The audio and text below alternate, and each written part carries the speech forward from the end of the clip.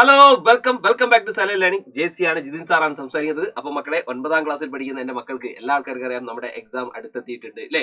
അപ്പൊ എക്സാമിനകത്ത് ഏറ്റവും ഇമ്പോർട്ടന്റ് ആയിട്ടുള്ള ഒരുപാട് ഭാഗങ്ങൾ നമുക്ക് ചെയ്യാനുണ്ട്, പഠിക്കാനുണ്ട്. നമ്മളെ സംബന്ധിച്ചിടത്തോളം നമ്മൾക്ക് ഈ ഒരു വർഷം കഴിഞ്ഞാൽ നമുക്ക് ഇനി പോകാൻ പോകുന്നത് നമ്മൾ എങ്ങോട്ടാണ്? 10ാം ക്ലാസ്സിലേക്കാണ്. 10ാം ക്ലാസ് എന്ന് പറഞ്ഞാൽ നമുക്കറിയാം ടെക്സ്റ്റ് ബുക്ക് മാറാൻ പോകുന്ന ഒരു വർഷമാണ്. ഈ 9ൽ തന്നെ നമുക്കറിയാം ഒരുപാട് കണ്ടന്റുകൾ, വലിയ ടഫ് കണ്ടന്റുകൾ പഠിച്ചിട്ടുള്ള ആളുകളാണ് നമ്മൾ. അതിനേക്കാൾ വലിയ കണ്ടന്റുകളായിരിക്കും ഇടയിലുള്ളത് 10ാം ക്ലാസ്സിനകത്തുള്ളത്. അപ്പൊ ആ 10ാം ക്ലാസ്സിനകത്തേക്ക് നമുക്ക് പോകുന്ന സമയത്ത് നമുക്ക് ഭയങ്കരമായിട്ട് നമ്മളെ ഹെൽപ്പ് ചെയ്യാൻ വേണ്ടി സൈലത്തിന്റെ അസ്ത്ര ബാച്ച് ഒക്കെ കാത്തിരിക്കുന്നുണ്ട് എന്നുള്ള കാര്യം ആദ്യം നിങ്ങൾ എന്ത് ചെയ്യാണ് ഓർമ്മിപ്പിക്കുകയാണ്. അപ്പൊ മക്കളെ, നമുക്ക് പ്രധാനമായിട്ട് എന്ത് ചെയ്യാം, നമ്മുടെ ഭാഗത്തേക്ക് പോകാം. അപ്പൊ നമുക്ക് സോഷ്യൽ സയൻസിനകത്ത് ഈ വർഷം നടക്കുന്ന എക്സാമിനകത്ത് ഏറ്റവും ഇമ്പോർട്ടന്റ് ആയിട്ട് നമ്മൾ പഠിച്ചു പോകേണ്ട പ്രധാനപ്പെട്ട കുറച്ച് ചോദ്യങ്ങളും അതിന്റെ ഉത്തരങ്ങളാണ് എന്ത് ചെയ്യുന്നത് പറയുന്നത്. നിർബന്ധമായിട്ട് പഠിക്കണം, കാരണം ഈസി ആയിട്ടുള്ള ചോദ്യങ്ങളാണ്. എന്തായാലും അത് പഠിച്ചു പോകണം, കാരണം അത് റിപ്പീറ്റഡ് ആയിട്ടൊക്കെ വരാൻ സാധ്യതയുള്ള ഭാഗം കേട്ടോ. ആദ്യമായിട്ട് ചോദിക്കുന്നത്, what are the landforms found in the desert? മകളെ, മരുഭൂമിയിൽ കാണുന്ന വിവിധ ഭൂരൂപങ്ങൾ ഏതൊക്കെയെന്നാണ്. മകളെ, മരുഭൂമിയിൽ കാണുന്ന വിവിധ ഭൂരൂപങ്ങൾ ഏതൊക്കെയെന്ന് ചോദിച്ചു കഴിഞ്ഞാൽ നമുക്കറിയാലോ. ഒന്നാമത്തത് നിങ്ങൾക്കറിയാം, ഈ പറഞ്ഞ ഡിഫ്ലാഷൻ ഓളോ അല്ലെങ്കിൽ അപവർത്തന ഗർത്തങ്ങളുണ്ട് അല്ലെ, അപവാഹന ഗർത്തങ്ങൾ. രണ്ടാമത്തത് കേവ്സ് അല്ലെങ്കിൽ ഗുഹകൾ നിങ്ങൾക്ക് എന്ത് ചെയ്യാൻ പറ്റുന്നത്, കാണാൻ വേണ്ടി പറ്റുന്നുണ്ട് അല്ലെ. അതേപോലെ തന്നെ നെക്സ്റ്റ് നമുക്ക് കാണുന്നത് മൂന്നാമത്തത് മഷ്റൂ റോക്സ് അല്ലെങ്കിൽ കൂൺ ശിലകൾ എന്ത് ചെയ്യുന്നുണ്ട്, നമുക്ക് കാണാൻ വേണ്ടി പറ്റുന്നുണ്ട്. കൂൺ ശിലകൾ കാണും. അതേപോലെ തന്നെ നെക്സ്റ്റ് വരുന്നതാണ് സാൻഡ് ഡ്യൂൺസ് അല്ലെങ്കിൽ മണൽമേടുകൾ. അപ്പൊ പ്രധാനപ്പെട്ട ഈ 4 നമ്മൾ പഠിച്ചു വെച്ചോളാം, 4 പേര് പഠിച്ചു വെച്ചോളാം. ഇതൊക്കെ മരുഭൂമിയിൽ കാണുന്ന ഭൂവിഭാഗങ്ങൾ കേട്ടോ. മരുഭൂമിയിൽ കാണുന്ന ഭൂവിഭാഗങ്ങൾ അല്ലെങ്കിൽ different types of land forms ആണ് കേട്ടോ, ഡെസേർട്ടിൽ കാണുന്നതാണ്. ഓക്കെ അല്ലേ? അങ്ങനെയാണെങ്കിൽ മക്കളെ, അടുത്ത ചോദ്യത്തിലേക്ക് നോക്കാം. Right examples of behaviours that society expect individuals involving men and women. മകളെ, പുരുഷന്മാരും സ്ത്രീകളും ഉൾപ്പെടുന്ന വ്യക്തികളിൽ നിന്നും സമൂഹം പ്രതീക്ഷിക്കുന്ന പെരുമാറ്റങ്ങൾക്ക് ഉദാഹരണം ഇതാണ് ചോദിച്ചത്. അതായത് നമ്മുടെ സൊസൈറ്റിക്കകത്ത് ഈ പുരുഷനായാലും സ്ത്രീ ആയാലും അവരെങ്ങനെ ബിഹേവ് ചെയ്യണം, എങ്ങനെ പെരുമാറണമെന്ന് നമ്മുടെ സൊസൈറ്റിക്ക് ഒരുപാട് പ്രതീക്ഷകളുണ്ട്. അതെങ്ങനെയൊക്കെയാണെന്നുള്ളതാണ് നമ്മൾക്ക് എന്ത് ചെയ്യുന്നത് ചോദിക്കുന്നുള്ളത്. അതിന്റെ ഉത്തരം എന്ന് പറഞ്ഞാൽ നമുക്കറിയാം, ഒന്നാമത്തത് നിങ്ങൾക്കറിയാം, എല്ലാ സ്ത്രീകളും വാത്സല്യമുള്ളവരാണ്. ഇതേ സൊസൈറ്റിയുടെ ഒരു കാഴ്ചപ്പാടാണ്. സ്ത്രീകൾ എന്ന് പറഞ്ഞാൽ വാത്സല്യമുള്ള ആൾക്കാരാണ് എന്ന് സൊസൈറ്റി കാണുന്നുണ്ട് അല്ലേ. ഓൾ വിമൻ ആർ അഫെക്ഷനേറ്റ് അല്ലേ. അപ്പൊ നിങ്ങൾക്ക് ഒരു ചോദ്യമാണ്, എന്താ പുരുഷന്മാർക്ക് വാത്സല്യമില്ലേ? പക്ഷെ എങ്കിൽ പോലും വാത്സല്യം എന്നൊക്കെ പറയുമ്പോൾ സാധാരണ എന്താണ്, ഈ പറയുന്ന സ്ത്രീകളെ ആയിട്ടാണ് എന്ത് ചെയ്യുക, അത് കമ്പയർ ചെയ്യാറുള്ളത് അല്ലേ. അതേപോലെ നോക്ക്, കുടുംബത്തെ മുഴുവൻ പോറ്റേണ്ടത് പുരുഷന്റെ ഉത്തരവാദിത്തമാണ്. സാധാരണ എല്ലാവരും ഉണ്ട്, പുരുഷന്മാരാണ് ജോലിക്ക് പോകേണ്ടത്. അപ്പൊ അങ്ങനെ സമൂഹം പ്രതീക്ഷിക്കുന്നുണ്ട്, പുരുഷന്മാരാണ് കുടുംബത്തെ പോറ്റേണ്ടത് എന്ന് പറയുന്നത് അല്ലേ. It is the responsibility of men to support the entire family. അതാണ് ഇത് രണ്ടാമത്തത് വരുന്നത്.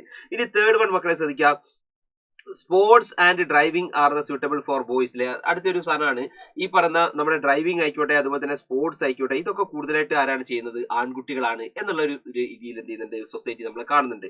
അതേപോലെ തന്നെ അടുത്ത നോക്കണം, പ്രയാസമേറിയ ജോലികൾ കൂടുതലും ചെയ്യുന്നത് ആരാണ്, പുരുഷന്മാരാണ് എന്ന് ചെയ്യുന്നത് സൊസൈറ്റി ആവുന്നുണ്ട്. അപ്പൊ നോക്ക്, most difficult work are done by men അല്ലെ. ഈ ഡിഫിക്കൽട്ട് ആയിട്ടുള്ള വർക്കുകളൊക്കെ ആരാണ്, പുരുഷന്മാരാണ് അത് ചെയ്യുന്നത് എന്നുള്ളത്. അടുത്ത നിങ്ങൾ നോക്ക്, അഞ്ചാമത്തത്, woman in generally cannot to work require much physical exertion അല്ലെ. അപ്പൊ നിങ്ങൾക്കറിയാം, പ്രധാനമായിട്ട് ഈ പറഞ്ഞ സ്ത്രീകൾക്ക് കഠിനമായ ശാരീരിക അധ്വാനം ചെയ്യേണ്ട ജോലികളൊന്നും ചെയ്യാൻ കഴിയില്ല എന്നുള്ള ഒരു ഇതും കൂടി എന്ത് ചെയ്യുന്നുണ്ട് സൊസൈറ്റി കാണുന്നുണ്ട്. അപ്പൊ ഇതൊക്കെയാണ് പ്രധാനമായിട്ടും ഒരു സൊസൈറ്റി ഈ പറയുന്ന സ്ത്രീ ആയാലും പുരുഷനായാലും നിന്നും അവരിൽ നിന്നൊക്കെ ഇതുപോലെ എക്സ്പെക്ട് ചെയ്യുന്ന അല്ലെങ്കിൽ പ്രതീക്ഷിക്കുന്ന പെരുമാറ്റങ്ങൾ അല്ലെങ്കിൽ ബിഹേവിയേഴ്സ് എന്നുള്ളത് മക്കളെ മനസ്സിലാക്കിയോ കേട്ടോ. അപ്പൊ നിർബന്ധമായിട്ട് മക്കളെ ഇത് പഠിച്ചു പോകണം, എക്സാമിന് ചോദിക്കാൻ സാധ്യതയുള്ള ഒരു ഭാഗമാണ് അല്ലേ. നിർബന്ധമായിട്ട് എന്ത് ചെയ്യണം, പഠിക്കണം. ഇനി അങ്ങനെയാണെങ്കിൽ അടുത്ത പ്രധാനപ്പെട്ട ചോദ്യത്തിലേക്കാണ് നമ്മൾ പോകുന്നത്. ചോദ്യം ഇതാണ്, right examples of gender based violence. മക്കളെ ശ്രദ്ധിക്കണം, ലിംഗപദവി അധിഷ്ഠിതമായ അതിക്രമങ്ങൾക്ക് ഉദാഹരണങ്ങൾ ഏതാണ് ചെയ്യുന്നത് ചോദിച്ചിട്ടുണ്ട് കേട്ടോ. ലിംഗപദവി അധിഷ്ഠിതമായിട്ടുള്ള പ്രധാനപ്പെട്ട അതിക്രമങ്ങൾ എന്താണ്, ഉദാഹരണങ്ങൾ ഏതാണ് ചെയ്യുന്നത് ചോദിച്ചു കേട്ടോ.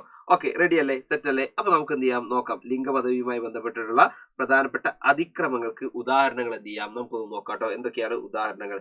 റെഡി അല്ലേ? ആദ്യം തന്നെ മക്കളെ നോക്കിയോളൂ, നിങ്ങൾക്ക് അവിടെ കാണാൻ പറ്റുന്നുണ്ട്, ഡൗറിയാണ്, സ്ത്രീധനം ലിംഗവുമായി ബന്ധപ്പെട്ട് നടക്കുന്ന ഒന്നാണ്.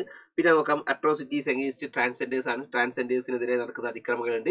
അതേപോലെ തന്നെ നോക്കുക, സെക്ഷൽ അസോൾട്ട് ഉണ്ട്, ലൈംഗിക അതിക്രമങ്ങൾ നടക്കുന്നുണ്ട്. അതേപോലെ തന്നെ നെക്സ്റ്റ് വൺ, ഫീമെയിൽ ഫോർട്ടിസൈഡ്സ് നടക്കുന്നുണ്ട്, ഈ പറയുന്ന പെൺ ഭ്രൂണഹത്യ നടക്കുന്നുണ്ട്. അതേപോലെ sexual assault in work place നടക്കുന്നുണ്ട്, പ്രധാനമായിട്ട് ഈ പറയുന്ന തൊഴിലിടങ്ങളിലെ എന്താണ് ലൈംഗിക അതിക്രമങ്ങളുണ്ട്. ഇതൊക്കെ തന്നെ ജെൻഡർ ബേസ്ഡ് വയലൻസിന് ഉദാഹരണമാണ്, അല്ലെങ്കിൽ ലിംഗപദവി അധിഷ്ഠിതമായ അതിക്രമങ്ങൾക്ക് ഉദാഹരണമാണ് എന്ന് എന്ത് ചെയ്യാൻ മക്കൾ മനസ്സിലാക്കി വെക്കാം. Okay, ready, set. അങ്ങനെയാണെങ്കിൽ നെക്സ്റ്റ് ക്വസ്റ്റ്യൻ, അടുത്ത ചോദ്യം.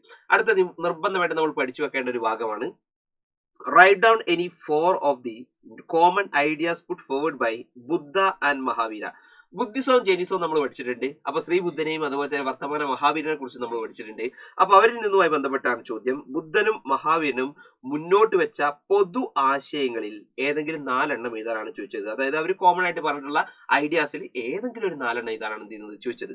അതിനകത്ത് ഒന്ന് പ്രധാനമായിട്ട് നമുക്ക് ഫസ്റ്റ് തന്നെ അവരിൽ നോക്കുന്ന ഒരു സാധനം എന്ന് പറഞ്ഞാൽ നമുക്ക് both religion emphasised the importance of non violence. നമുക്കറിയാം 2 മതങ്ങളും പ്രധാനമായിട്ട് മുന്നോട്ട് കൊണ്ടുപോയ ആശയം എന്ന് പറഞ്ഞാൽ നോൺ വയലൻസ് ആണ്, അല്ലെങ്കിൽ ഈ പറയുന്ന അഹിംസയ്ക്കാണ് എന്ത് ചെയ്യുന്നത് അവർ പ്രാധാന്യം കൊടുത്തത്.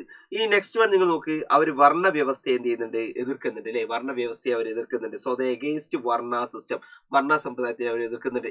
അതേപോലെ തന്നെ നോക്ക് മക്കളെ, salvation can only B achieved through nirvana. അപ്പൊ അവരുടെ ഒരു കാഴ്ചപ്പാടിൽ മോക്ഷം അല്ലെങ്കിൽ സാൽവേഷൻ പ്രധാനമായിട്ട് എന്താണ്, ഈ പറയുന്ന നിർവാണത്തിലൂടെ, മരണത്തിലൂടെയാണ് ലഭിച്ചത് എന്നാണ് എന്ത് ചെയ്യുന്നത് അവർ വിശ്വസിക്കുന്നത് അല്ലെ. നിർവാണത്തിലൂടെ മാത്രമേ മോക്ഷം ലഭിക്കൂ എന്ന് എന്ത് ചെയ്യുന്നുണ്ട് അവർ ഇതുപോലെ തന്നെ വിശ്വസിക്കുന്നുണ്ട്.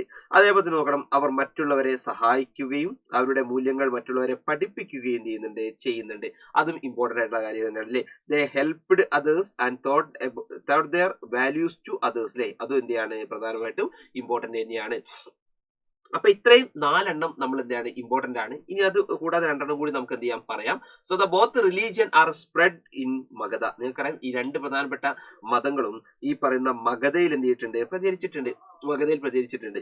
അതേപോലെ തന്നെ നോക്കിയാൽ 2 മതങ്ങളും ജനനത്തിന്റെയും പുനർജന്മത്തിന്റെയും ചക്രത്തിൽ വിശ്വസിക്കുന്നു അല്ലെ. നമുക്കറിയാം both religion believes in cycles of birth and rebirth അല്ലെ. ഈ പറയുന്ന ജനനം അതുപോലെ തന്നെ പുനർജന്മം ഇതിൽ എന്ത് ചെയ്യുന്നുണ്ട്, വിശ്വസിക്കുന്നുണ്ട് എന്നുള്ളത് മക്കൾക്കറിയാം അല്ലെ. അവരൊക്കെ പറയുന്നുണ്ട് അവരുടെ പ്രധാനമായിട്ട് ഒരു വ്യക്തിയുടെ ജനനവും പുനർജന്മവും ഒക്കെ തീരുമാനിക്കുന്നത് അവരുടെ കർമ്മത്തിന്റെ ഒക്കെ അടിസ്ഥാനത്തിലാണ് അല്ലെങ്കിൽ എന്നൊക്കെ നമ്മൾ എന്ത് ചെയ്യുന്നുണ്ട്, പറയുന്നുണ്ട്. അപ്പോ ഇത്രയും ഇമ്പോർട്ടന്റ് ആയിട്ടുള്ള കാര്യങ്ങളാണ് നമ്മൾ ഈ പറയുന്ന 9ാം ക്ലാസ്സിലെ എന്റെ മക്കൾ എന്ത് ചെയ്യേണ്ടത്, നിർബന്ധമായിട്ട് പഠിച്ചു വെക്കേണ്ടത്. അപ്പൊ മക്കളെ നമുക്കറിയാം 9ാം ക്ലാസ്സിലെ എക്സാം എന്ന് പറഞ്ഞാൽ അത് അത്യാവശ്യം ടഫ് എക്സാം ആയിരിക്കും. കാരണം ടെക്സ്റ്റ് ബുക്ക് മാറി വന്നിട്ടുള്ളതാണ്. ആദ്യമായിട്ടില്ലേ ഈ ടെക്സ്റ്റ് ബുക്ക് മാറി വന്നതിന് ശേഷം നടക്കുന്ന ആദ്യത്തെ ഒരു ഫൈനൽ എക്സാം ആണ് എന്റെ മക്കൾ എഴുതാൻ പോകുന്നത്. അപ്പോൾ ഇത് തന്നെ ഇപ്പൊ നിങ്ങൾ അനുഭവിക്കുന്ന ആ ഒരു ഡിഫിക്കൽട്ടി എത്രത്തോളം ഉണ്ടോ അത് തന്നെയാണ് നിങ്ങൾ അടുത്ത വർഷവും എന്ത് ചെയ്യാൻ പോകുന്നത്, അനുഭവിക്കാൻ പോകുന്നത്. അപ്പൊ ആ സമയത്തൊക്കെ നിങ്ങൾക്കൊന്ന് ഹെൽപ്പ് ചെയ്യാൻ, നിങ്ങൾക്കൊന്ന് വളരെ സിമ്പിൾ ആക്കി തരാൻ വേണ്ടി സൈലത്തിലെ അസ്ത്ര ബാച്ച് എന്ത് ചെയ്യുന്നുണ്ട്, നിങ്ങളെ കാത്തിരിക്കുന്നുണ്ട്. അപ്പൊ മാക്സിമം എല്ലാ ആൾക്കാരും എന്ത് ചെയ്യുക, അസ്ത്ര ബാച്ച് ജോയിൻ ചെയ്യുക. ലിമിറ്റഡ് സീറ്റുകൾ മാത്രമാണ് നിങ്ങൾക്കുള്ളത്.